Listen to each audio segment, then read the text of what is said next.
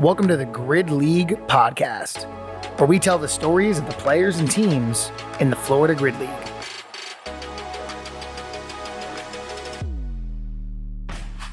Hey, everybody. I am here for another one of our chats with the commissioner. I'm here with Mather Wiswall. What's up, Mather? What's up, Nick? How are you? I'm good. I'm good, man. We're going to talk about everybody's favorite topic, grid versus CrossFit. Are you emotionally ready to do this? Always. Okay, cool. I know this one elicits some feelings from some people, so we're gonna get into a little bit of the differences between grid and CrossFit, the similarities, why one's better than the other. Mather, what do you got for me?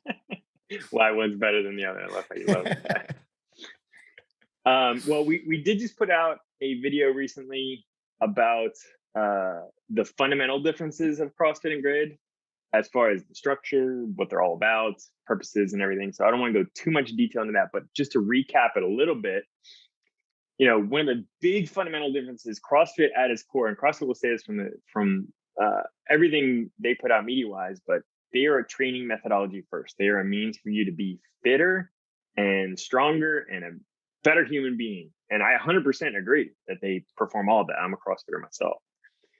Grid is not about that. Grid has nothing to do with developing fitness. It has nothing to do with even highlighting necessarily fitness in human beings. It's a completely different application of movements that can be used for either, is essentially, the comparison there. So I'm sure we'll get into a little bit so let's talk about the competitive form of CrossFit and the competitive form of grid. And the competitive form of CrossFit's goal is to find the fittest in the earth. It's freaking cool. It's awesome. That's super intriguing. And I'm a fan of that. Grid is not about that. Doesn't care about fitness. Grid has two teams playing one another in a traditional sport application in a series of races within a match. And the goal is to see which team wins in that given match in that given day. So sport is also structured differently. It's a team sport, so teams represent regions. They play against one another in a regular season. Based on that outcome, there's playoff matchups, and then there's a championship like any other team sport. So very different structure, very different goals, very different reasons to do them. The only similarities are, some of the movements and the fact that time is often involved. But that's really the only two similarities. Yeah, right. And we should be very specific, right? In our comparison today, what we're talking about is the sport of CrossFit and the sport of grid, right? The training methodology of CrossFit is not connected to grid in any way, right? In the way that training as a runner is not connected, or training as a competitive weightlifter is not connected, other than just they look the same, right? We were talking about the sport of grid and the sport of CrossFit, right? Right.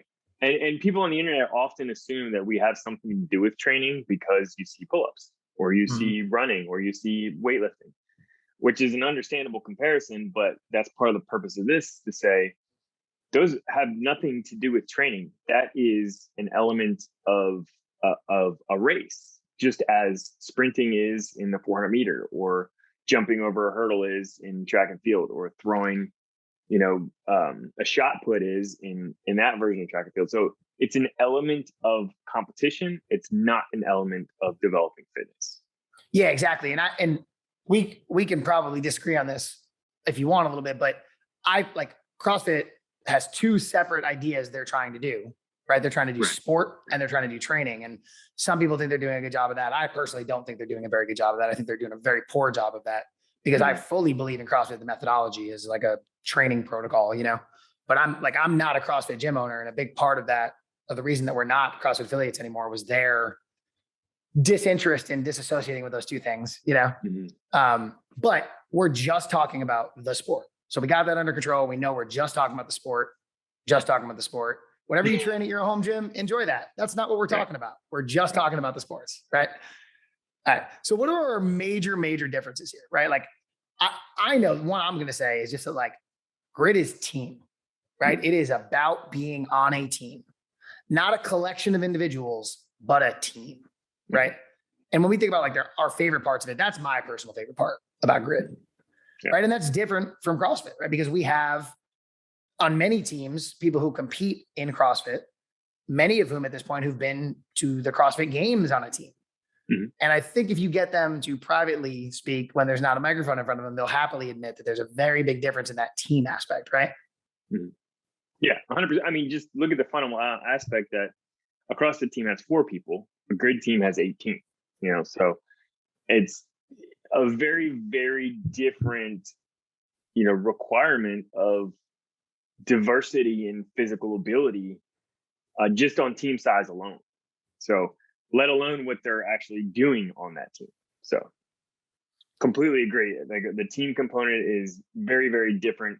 And let's face it, you watch the CrossFit games, unless you know somebody on one of the team, you're not paying attention to the team. You're paying attention to the big CrossFit stars and who could be the fittest on earth. Like that concept can't necessarily be translated as well in a team as it can be in an individual. And that's one of its fundamental concepts. And there's nothing wrong with it. Like I actually really appreciate that concept. I think it'll exist forever because it is so compelling. I don't want it to go away in any capacity, but it's just so different from the goal of a grid team. Yeah, right. I like to think of it kind of like, say, golf versus football, right? And I don't, somebody might take that as like I'm taking a shot across it. That's not what I mean. I just mean golf is a very individual sport. And even if you do like those team cups or whatever, really what you're doing is just playing golf together and, combining your scores or averaging them or whatever, versus on football or in football or basketball, you have to rely on your team. You can't just have one really good player doing their own thing. It doesn't work that way, Yeah. Yeah. The concept of the collection being more, or what is it? The combined effort of everyone having a lot more significance than individual, talent or skill. You know what I mean? Like you affect each other's performance significantly on a team of grid players, whereas in CrossFit, it's more about just communicating so you can do your thing as best you can given that communication. And I'm not taking anything away from the team CrossFit application. I think it's awesome too, and people that benefit from it, that's great. But grid teams are very different. That's the main thing that we're establishing is the differences. Yeah, right. What you talked about kind of relying on each other. I'll always remember this portion of one of our matches where on our team, one of our players, Francisco Gomez, he's on our team as a strength specialist, right? He's there to lift weights. I'm on the team as a gymnastics specialist. I'm there to do muscle ups and pull ups, and really that's it. I couldn't finish my muscle ups. I went to go. Big boy Francisco pushed me out of the way. He jumped up on the rings and he finished them up for me. And that's literally relying on each other for forward progress in a way that a lot of others, like competitive fitness realms, can't really have. Yeah. And another big difference in the team is like it's possible for the plan not to fall into place in CrossFit. Possible. Right. I mean, it often does, but in grid, it's guaranteed. You know what I mean? Like your races are not going to go as planned. Ever. And so the communication and how you deal with it as a team is just as important as any individual's ability, even the stars on your team, because you can have a star that if they have no idea what's going on, they don't communicate well, is a hindrance, even if they have the best physical ability on the team by far. Yeah, right. And that's actually a really good difference, I think, is that CrossFit, I think the sport generally rewards the highest overall capacity, right? And it should do that. That's a cool concept. Yeah. Yeah. Really cool. You play by the rules of your sport. And yeah. like a really good football player might not be very good at baseball or vice versa, right? Like you play by the rules of your sport. Like CrossFit rewards people who can be the best at the most things generally for the longest amount of time. Yep. And a lot in a short period of time, Right. Like that's CrossFit's goal, right? And you can be very, very good at that. And that's impressive and should be rewarded, right? And then you can step into grid and suck at grid. Right. And it's possible for sure. Yeah, I mean, we've all seen it, right? We've seen regionals and games level competitors come over to grid and not be very good. And, by that same respect, very obviously, we've seen extremely good grid players not stand a chance in CrossFit. 100%. 100%. Yeah, I mean, you look at a high percentage of grid players that would have no business even being in a regional, local CrossFit competition. Mhm. You mentioned one of the gymnasts on your team is like 85 pounds soaking wet. That's a guy. His name's Quentin. 85 Yeah. is being generous. Yeah. Yeah, and he does. We call him the video game character. He does things that they look inhuman in his abilities, but he can't lift the barbell for anything because his body doesn't do that. It doesn't make sense. On the flip side of that, and there are female comparisons in the same way, but Jeff Ochoa, who played for the Miami Freaks, was a pure weightlifter, came over to Grid, had a lot of athleticism, over 300 pounds, big guy. He could jump on a box unexpectedly and had a level of athleticism that benefited him as a strength specialist, but you would never put him out there to do a single pull-up ever, or anything related to moving his body weight through space, because he used his body weight to move other weight, but you wouldn't put him in any kind of CrossFit competition. So I think that's one of the coolest aspects. Now, there are, a games level cross athlete has a very high percentage chance to be a really good grid player too, in a lot of times, because they have the capacity and a lot of movements to be highly effective. And so, plus there are races that you can benefit from having, a high level of conditioning like CrossFitters do. But that's only one part of a grid team strategy, that if any of your other parts aren't up to snuff with that, the whole system fails. Yeah, right. And you're talking specifically about the triad race, right? That's we have like 11 races and grid matches, and that's one of them. And I think a lot of us kind of call that like the CrossFit race, right? Because like that's where our CrossFitters, people who have that training protocol, tend to excel the most at, Yeah, definitely. So the triad is where your heart rate is the highest, right? Mm-hmm. But I'm even talking in terms of like your GPP, where you can recover from a big fast set and then get out there and do another big fast set really quick. Even if your heart rate isn't necessarily that high, but your muscular endurance and things like that, CrossFitters generally have better qualities for those types of applications than somebody who doesn't. If you put a CrossFitter out there and a weightlifter, the CrossFitter is generally going to win in that kind of application. And to a certain threshold, until the weight gets high enough where that weightlifter, their advantage in being able, with raw power and strength, overtakes any, general capacity ability that the CrossFitter offsets. So I think that made sense, but you know what I'm saying? Yeah, definitely. And I think, like, say in the opposite respect, right?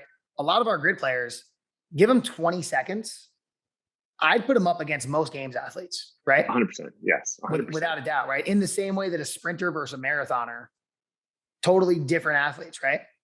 Right. Put a lot of those grid players who are amazing into a 14 or an 18 or a 22-minute workout, and say, we're going to push you to your limit and we're going to test you for 18 continuous minutes. Right. A lot of those grid players are not going to perform anywhere near how the CrossFitters do, 100%. Yeah.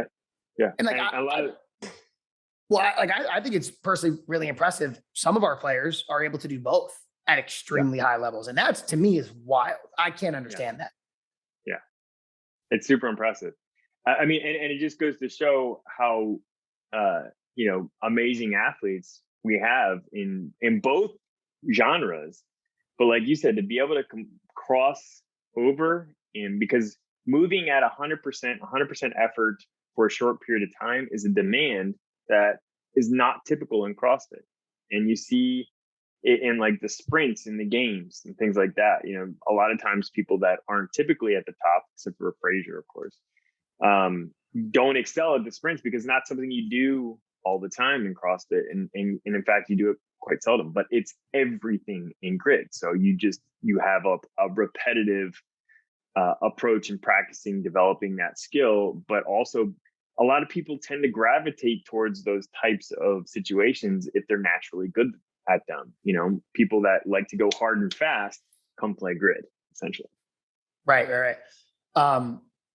I think too, we'll talk about kind of, the like the pain cave, the pain cave, that especially you think of like a really hard CrossFit workout, you're on, maybe set of 20 front squats or something, and you just kind of got to go to hell in your head, right? You just got to like zone out and get forward. And I think like in CrossFit, the sport, you're rewarded for like, say, holding onto that bar and rocking through 20 of them, you know? Mm-hmm.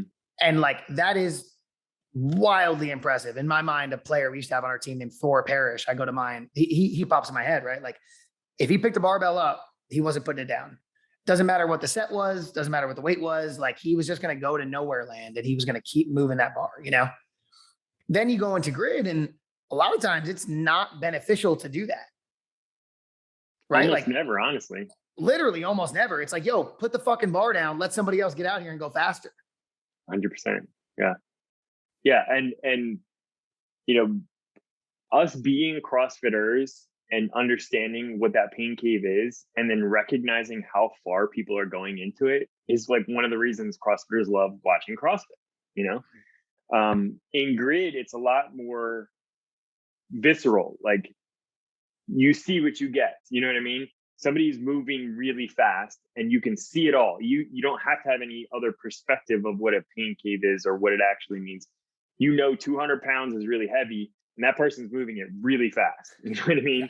Yeah, so it's a lot more like just on the surface, you know, give and get type situation rather than having to understand the fundamentals. Not that there aren't a bunch of fundamentals that people aren't perceiving as well, as far as, you know, how do I minimize my range of motion in order to move faster? Or, you know, what are the advantages I can give my teammates by passing the barbell this way? Or, you know, those are the kinds of things that the uneducated grid fan might not understand, but can still recognize the fact that they are moving really fast and doing really impressive things at a very, you know, easy to interpret level. This episode is brought to you by Punch Gunk. Punch Gunk is a pain relief and anti-inflammatory rub. You put it on your muscles, your joints. You're going to feel a whole lot better if you use it. I know that a couple weeks ago, my back was killing me from a deadlift workout. Couldn't bend over without strong discomfort. One of the players convinced me to use some, rubbed it on my back. About 15 minutes later, I was doing muscle ups and snatches with no pain at all. I absolutely could not believe it, but it's true. They're a supporter of the podcast now. If you want to try it out, go to punchgunk.com. Use code SHARKS10. You'll get a discount. This stuff is amazing. It's all over my gym now. The Southwest Florida Sharks and the Florida Grid League use it. Big supporter of it now. Check it out at punchgunk.com. Use code SHARKS10 for a discount. Yeah, I think just like that willingness to understand too, that like you might not be the best at something is a big difference in grid, right? Because in CrossFit, you're literally punished for that. You know? Yes. Yeah. If you suck at handstand push-ups, your entire career can be over, you know? Yeah. Yeah. Like if you can't work on that one movement, and again, I'm cool with this because those are the rules of the sport, but one movement can make it so you are never competitive ever again. Yeah. Grid is the exact opposite, right? Yeah, and that's part of the drama of CrossFit. Is like that's what makes it so crazy that these people get to where they do, because they have zero holes. Right. And right. that concept is insane. But think about the percentage of CrossFitters out in the world that, by no fault of their own, because of body type or some sort of background issue or some mental hang-up that they have, or whatever, you know, situational aspect of their body, mind, background, whatever, leads them to be inefficient at a specific aspect of CrossFit. Oftentimes your body's too big or your body's too small. That's the most common one. That prohibits you from having zero holes because it's not physically possible. What do? You know? And so you can either, you know, keep banging your head against the wall, trying to be a games level CrossFit athlete, battling your body type and whatever situation is, or, you know, you can look at other avenues, and that's what everybody does, you know. And why wouldn't you? Like, why not go do something you're good at that you can, you know, express what your body naturally does well, and show everybody that you are a great athlete in something that you're good at. I mean, it's like I said, Matty Rogers is a perfect example. You start out in CrossFit, realize, hey, I'm pretty good, darn good at weightlifting. Went and did that, you know? So this just gives another avenue of that. It's like, it's one of the amazing things about CrossFit is people find their physical abilities they never knew they had. And then how do they go express that? How do they go, have other people recognize the greatness that's within them, which is, part of just natural human instinct, and grid, gives that opportunity. Yeah. And like, I can speak to that personally, right? Especially the JV version of grid, what we call grid 6, right? I am not a particularly good weightlifter. So if I want to compete in CrossFit, I'm maybe stuck doing a division lower than I'd like to do, or a realm I don't really want to compete in. And that leads to me not having as much fun or not being as competitive and not really wanting to do it. I really like gymnastics. I found grid and I was like, oh, I can just do that. Yeah, I would like to just do that. Like, I don't want to touch barbells. I just want to do muscle ups and toes to bars and handstands. And that's really, really fun. And I know I'm not the only person rocking around a CrossFit or functional fitness gym who's like, I really like one aspect of this way more. Right. You'll probably be a whole lot happier finding grid than you will CrossFit at the competitive realm. Yeah. Yeah. And I think people like CrossFitters sometimes have a resistance to that concept because they're like, oh, I have to be well-rounded. I have to be good at everything because that's what's drilled into you in CrossFit. Cool. There's nothing wrong with that. But if you want to embrace what you were put on this world to do and, be competitive at it and see this as an opportunity, then, that's what we're here for, essentially. Yeah. And then we have I think another one. So team CrossFit does do this, individual doesn't. But we do it in everything we do, where guys are competing against girls. Mm-hmm. Right. That's a massive difference, right? Yeah. Yeah. Yeah. Yeah. It is. Yeah. One of the ones that I sticks out to me most is, we have in our sport these things called ringer points, right? Just a quick recap for anyone who doesn't know what I'm talking about. Basically, each team sends out a gladiator. They fight the other one. They don't physically fight, but they're one person kind of representing their team against the other team's best person in a given movement or a given race or something, right? And I think who did Heather go against in Heather Hudson went against in the conference finals last year? The freaks. She went with versus a couple different male freaks in the regular season and playoffs. Yeah, so in the championship or in the conference championship, right? The game's on the line. We got two players being thrown out there to go against each other. One team chose a guy, the other team chose a girl. The girl beat them both times, right? Yep, exact same movement, exact everything. Yeah, when do we see that ever? Right. Yeah, and that's honestly, it's one of the things I'm really proud of related to the sport is not just that happens, but it's normal. It's like guys that play grid are okay with the fact that they're out there competing with women and they might lose to them.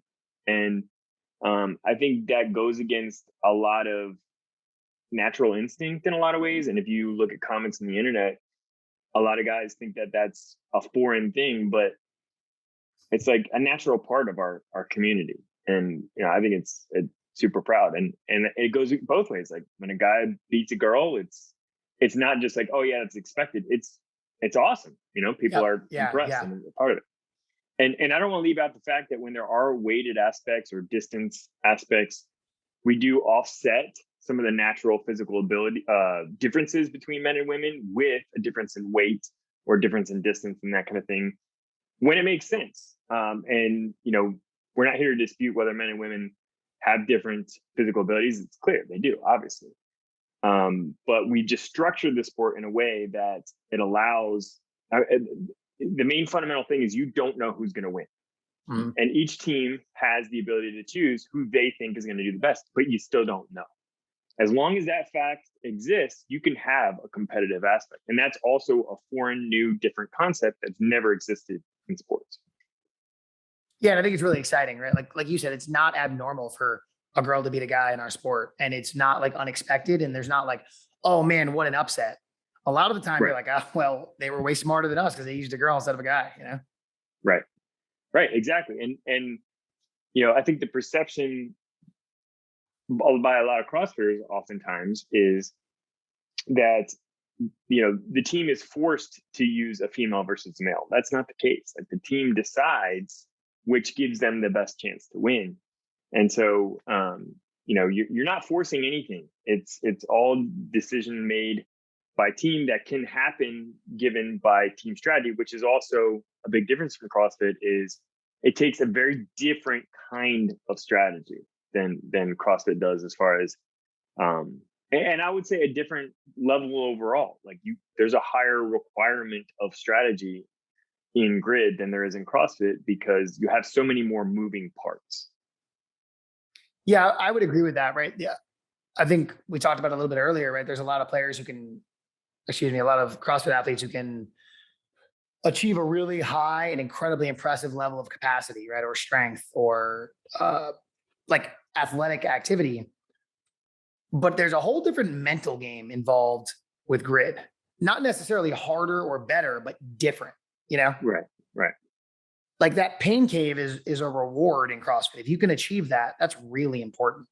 Like you have to be able to go into that to get through some of those workouts, and not just to get through them, but to do well in them, In grid, like we talked about, that's not really rewarded. And people's ability to adapt under fire in grid, I think, is like maybe the most under-respected skill in our sport,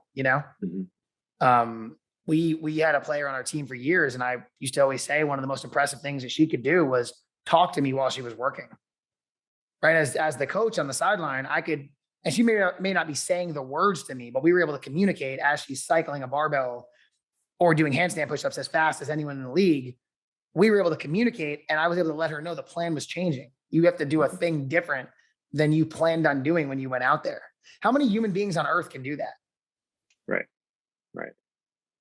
Yeah. Like none. Yeah. Right. Like so few. I mean, hell, even in our sport, how many can do that? Like that is a wildly impressive skill. And I think grid, you'll find many people whose maybe athletic ability isn't quite as high as you'd think is needed, but their mental ability is high.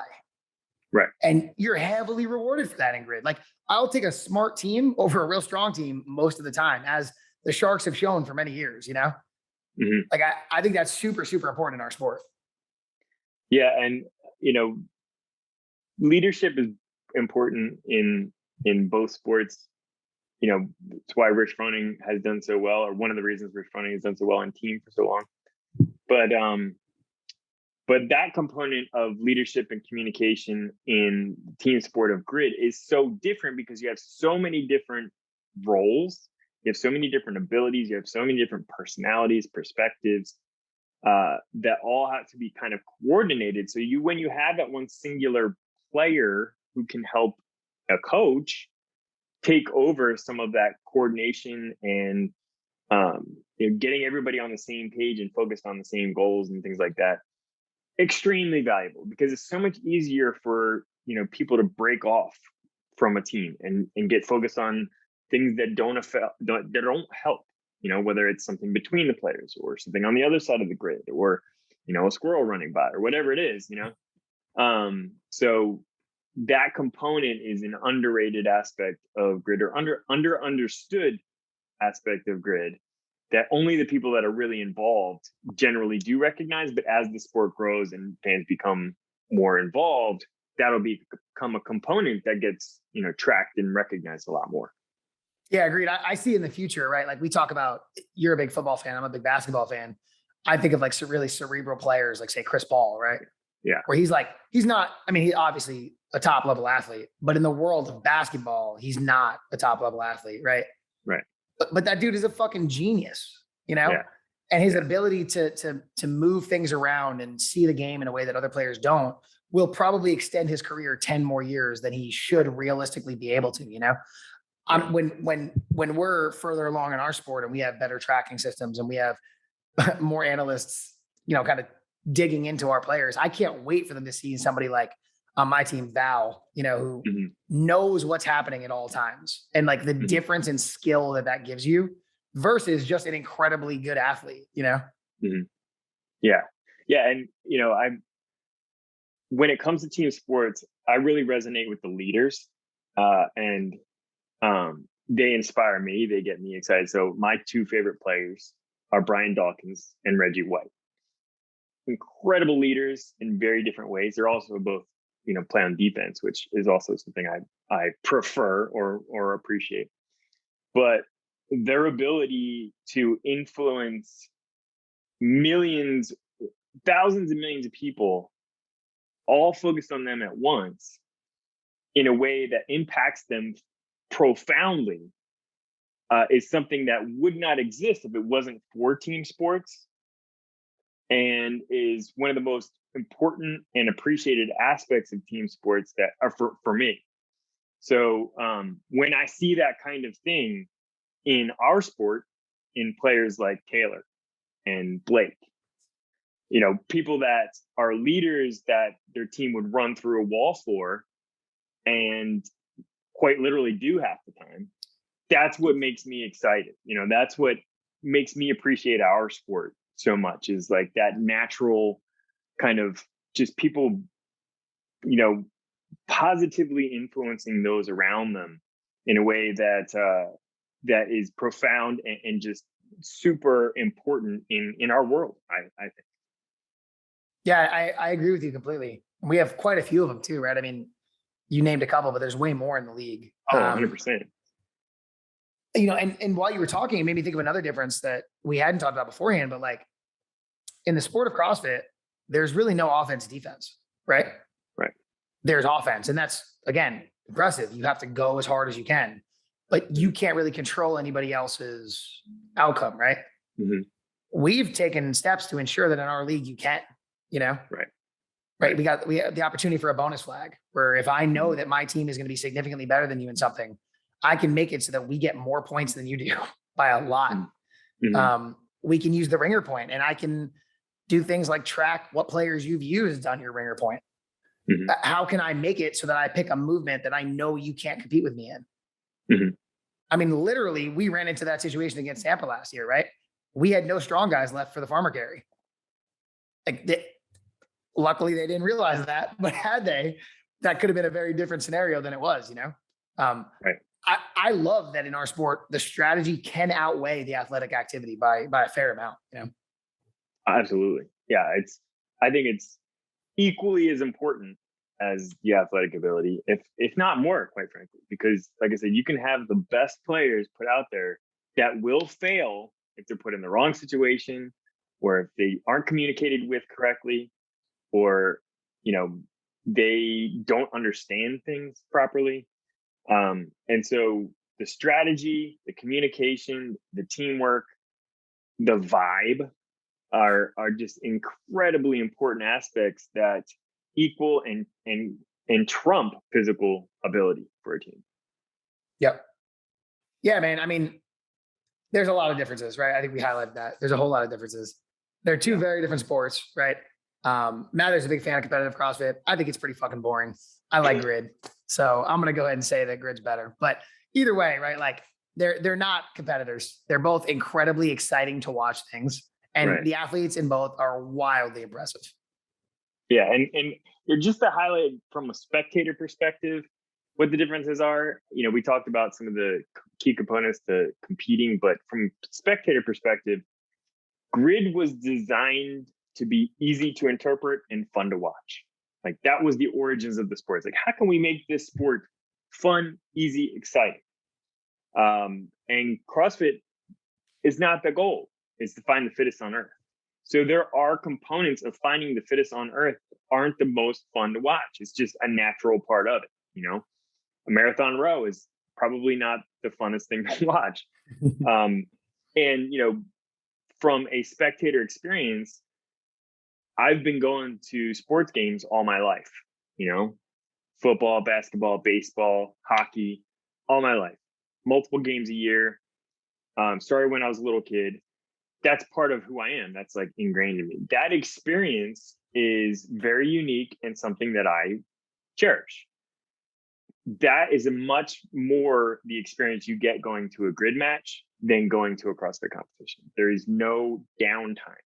And the only downtime there is, like between innings, there's time spent, how can we keep you entertained so that you come in the door, you sit down, you're entertained for an hour and a half, and then you either stay and watch the next match or you leave and you go home. It's not like there's, you go to a CrossFit competition and you watch for a while and you're down. And then you watch for a while and you're down. And some of them you're more exciting than others, and some are fun, some aren't. Some of them you don't know who's in the lead or what's going on. In grid, you start at the start line, you end at the finish line. They're short races. They're only a few minutes long. You know who's ahead, and you can be involved. And you can yell at somebody that's behind and be like, "You better hurry up." And so, that's the fun part of sports that we really try to capture with grid, is that I'm going to a baseball game, I'm going to a football game experience that so many of us have grown up loving. That is a very different aspect from a spectator experience perspective than CrossFit. Yeah, major difference. You got any others you want to highlight? I think that's it for the most part. Yeah, I think we beat that horse, man. They're different, guys. You can like both. It's okay. You can like both. That's all right. You're not hurting anybody. It's all right. Yeah, agreed, 100%. All righty, man. It was great talking to you. You too, man. Thank you, man. Thanks for hanging out with us. If you want to find out more about the Grid League, you can find us on social media at FL Grid League or on the internet at www.thefgl.com. If you want to find me, you can find me on Instagram at Nick Habich. See you soon.